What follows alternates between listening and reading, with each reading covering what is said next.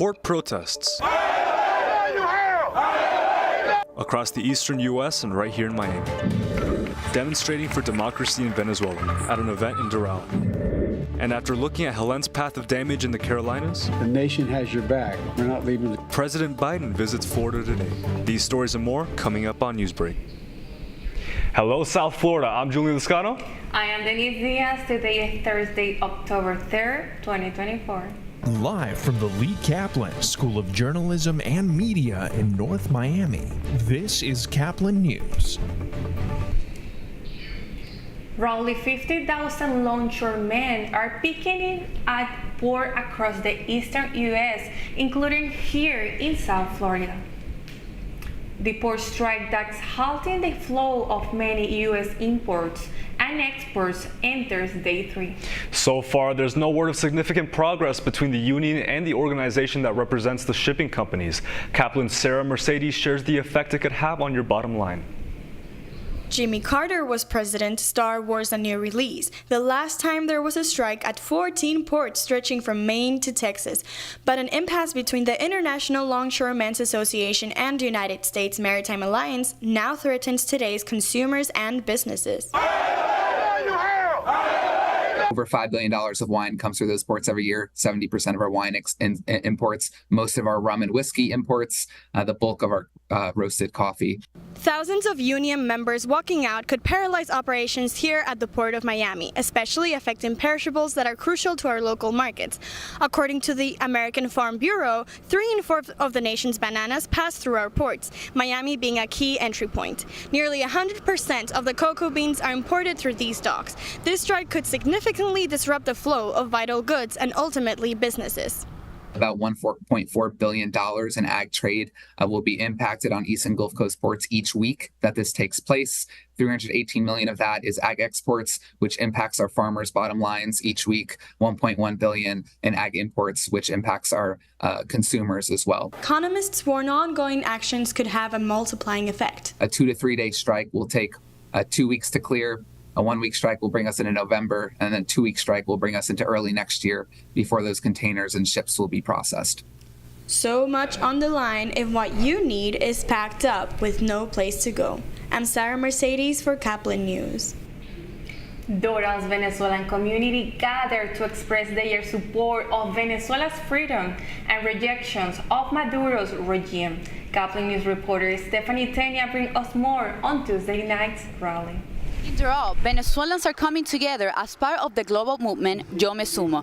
Just 2 months after the disputed elections in Venezuela, they're peacefully protesting, calling for democracy and justice, and speaking out against what they believe is an unfair government under Nicolás Maduro. Hundreds of Venezuelans gather in Doral, standing together with a shared goal of fighting for democracy. For 12 years, Ileana Aquiles have lived in Miami, but her heart aches for Venezuela. While discussing her homeland, she began tearing up, revealing her deep pain for the situation there. Her emotions reflect the heartbreaking stories of fellow Venezuelans, especially the struggles of young people unjustly imprisoned. The fight for freedom continues with a strong commitment from those within Venezuela. Their determination is essential in the ongoing struggle for justice and democracy. The Venezuelans living in the country have shown incredible bravery in their fight against the Maduro regime. They have used the constitutions as their weapon, allowing us the opportunity to speak out and share our stories. Their courage fuels my determination to continue fighting for freedom and rights, reminding us that our struggle is far from over. We must honor their sacrifices and keep pushing for a brighter future for Venezuela. The unity and strength shown reflect the ongoing fight for freedom and justice. The Venezuelan community in Doral remains committed. Their message to the world is one of resilience and hope, as they committed to the fight for a democratic future in Venezuela. With global support, they believe their voice will be eventually lead to the change they long for. Reporting for Caplin News, I'm Stephanie Tenia. 2 former police officers involved in the Breonna Taylor raid have been indicted again. The indictments come after a judge in Louisville dismissed charges against former Detective Joshua Janes and Sergeant Kyle Meany this past August. Meany and Janes are accused of knowingly using false information to obtain search warrants. Taylor was shot and killed in the early hours of March 13, 2020. President Biden is scheduled to come to Florida and Georgia today to survey the damage caused by Hurricane Helene. This comes after Biden approved additional federal funding for the states. Biden is expected to take an aerial tour of the devastation and make stops at Tallahassee, Perry, and Valdosta, Georgia. He will to meet with officials and discuss recovery efforts. As Hurricane Helene leaves trails of destruction throughout the majority of southern states, several areas struggle without power and essential supplies. As CNN's Cheryl Hubbard reports, President Biden went to western North Carolina yesterday. The worst of Hurricane Helene may still be untold. We are still searching. Hundreds of people are believed to be missing. In one Tennessee community Wednesday, loved ones held up photos. What about these families that are waiting to hear about their families? When are they going to get the closure they need? Anxiously awaiting status updates on their loved ones. We are trying our best to bring answers and closure to families about their loved ones. More than 4,500 federal personnel are helping in recovery efforts in hard-struck areas. FEMA says the terrain in some areas may complicate recovery efforts. As we look at the infrastructure damages to water, to the cell lines, to power, the ability to get those turned back on is going to be complicated just by the way Appalachia is configured. With many failed roads, many crucial supplies are being delivered by airdrop, and in some cases, mule train. Wednesday afternoon, Vice President Kamala Harris toured debris in Augusta, Georgia. There's a lot of work that's going to need to happen over the coming days, weeks, and months. Also Wednesday, President Joe Biden finally getting a first-hand look at the cataclysmic conditions left in Helene's wake in western North Carolina. He pledged every available resource to assist in the recovery efforts. The United States, the nation, has your back. The nation has your back. We're not leaving you back on your feet completely. I'm Cheryl Hubbard reporting. With war raging in Gaza, Aventura hosts the Miss Universe Israel pageant this week. I had the opportunity to assist to this contest and witness their new bureau representative, Ophir Corsa. This time, Israeli women participate on a yearly beauty pageant where they crown one of the 8 candidates representing their national cities. Organizers partner with Hilton Aventura to produce this event in the U.S. due to the conflicts happening in the Middle East. It's very important that we represent beauty through the platform of women who inspire us. I am very familiar with the situation in Israel because all of my family is in Israel, so it's like daily updates. That was Over Corsia Miss Universe Israel 2024 at Hilton Aventura. All participants were well-prepared women who aspired to express their love and support to their community, putting their voice loud for all those in crisis right now in Israel and collaborating with charities for those in need in their country. A junk dealer finds a painting in an Italian basement 6 decades ago that experts say is worth millions. The painting owner lives off the island of Capri near Naples, Italy. The oil paintings, which featured an unmistakable and asymmetrical style, is believed to be an original Picasso. Picasso's signature on the artwork, which is valued around $6.6 million, was finally certified as authentic last month. The family who has paintings hopes for eventually auctioning it off to honor their father, who died in 2021. That's still ahead, and so is the story. Because it's going to smell differently in different spaces. Well, the Asian garden at the Aria smells a lot different than the Asian garden at MGM Grand. Severe weather can strike anytime, anywhere, but there's a simple way to stay safe.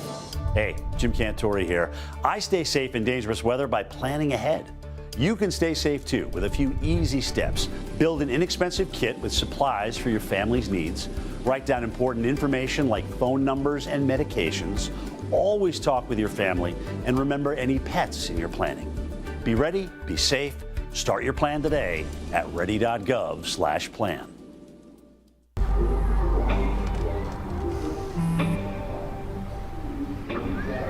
I I don't know why you're so sad. You've got a roof over your head. You gotta stop with that depression stuff. That's what white people think. You alright? It just feels like it's coming from everywhere. Do you want to talk about it? You can talk to me if you're feeling sad. Whenever you need to talk, I'm here, okay?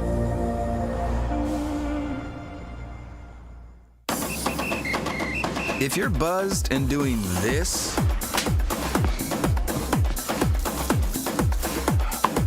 to make yourself feel okay to drive, ZWX.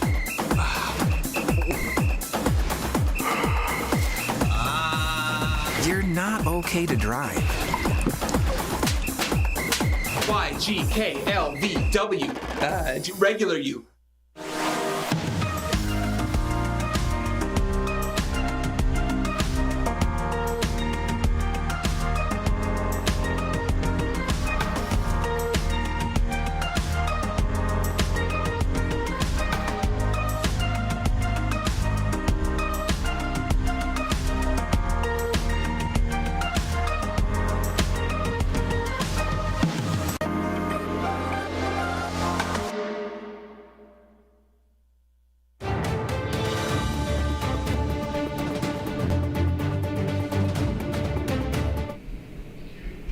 Casinos tapping into the wisdom of pairing dollars with cents. A cent can be powerful. It can bring you back to a certain time, person, place, or even a casino. Resorts on the Las Vegas Strip have their own unique smells. As Molly Minecraft reports, one mess was behind creating a lot of them. From Caesar's Palace, They wanted guests to smell the statue of David with the rose bed of roses that was around him in the main lobby. Mandalay Bay, They originally wanted a coconut with attitude, so we played around with some ginger and clove and cinnamon. And to the Wynn. the direction coming down from Mr. Wynn was, I want people to just smell the flowers. Aroma Retail CEO Jim Redding can describe this smell to a T. He says smell completes a resort's design and can even increase profits for casinos. So they'll say, listen, this area is doing really well because it's right off the entrance, so these slot machines are doing great, but those slot machines over there, they're not doing so great, and we'll start scenting over there, 30-40% increase in gameplay. Even though Redding developed this sense, Aroma Retail doesn't currently supply them. That's because you can't copyright or patent the way something smells. Because it's going to smell differently in different spaces. Well, the Asian garden at the Aria smells a lot different than the Asian garden at MGM Grand. Meaning those scents can be bottled up and sold, so your house can smell like your favorite resort on the Strip, which is actually why Aroma Retail started in the first place. Redding says his hotel clients wanted candles that smelled like their lobby, and his wife, Aroma Retail CEO Christina Redding, jumped into action. And I said, well, I can make candles. I couldn't, but I learned. That was Molly McBride reporting. The company started with a couple making candles on their couch and has now grown to 70,000 regular customers. They sell candles, essence machines, watch smells, and more. Lionel Messi wins his second title in the MLS after Inter Miami defeats the Columbus Crew to win the MLS Super Supporters Shield. Messi opened the board with 2 goals in the end of the first half, followed by another goal by Luis Suarez early in the second. The final score was Columbus 2, Inter Miami 3. Miami plays Toronto Saturday afternoon. You're watching Newsbreak, and we're coming right back. Last week, Brandon met a girl on a dating app. One day after work, he finally found the courage to ask her out. No answer. He started to panic. Was he being too pushy? Maybe it was too... Hey, sorry I didn't respond. I was driving. I would love to go on a date. How does tonight sound?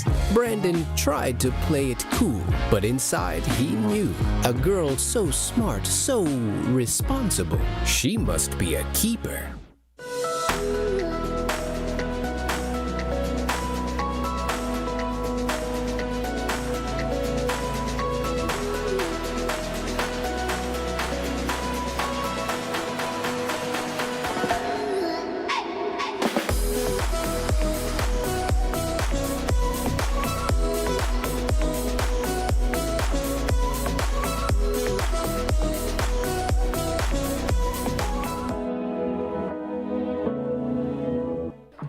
How do you know when you've made the right decision? It's the feeling you get in your gut. The one that tells you what's right or wrong. It's the one that says, sure, I can have a drink. Or the feeling that says, okay, I've been drinking. Now what? It's the voice inside you that says, I'm buzzed. Better leave the car when it's time to go. Plan ahead. Catch a sober ride. Buzz driving is drunk driving. Every day, Millions of people are connecting and even though we're overcoming obstacles, watching each other's backs, and banding together. we should still make an effort We should still make an effort to get to know each other. On a deeper level.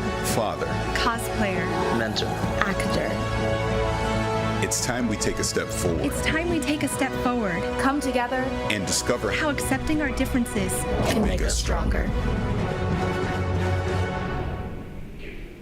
That's all the time we have for Newsbreak. I am Denise Diaz. And I'm Julian Lascano. Get more news anytime at caplinnews.fiu.edu.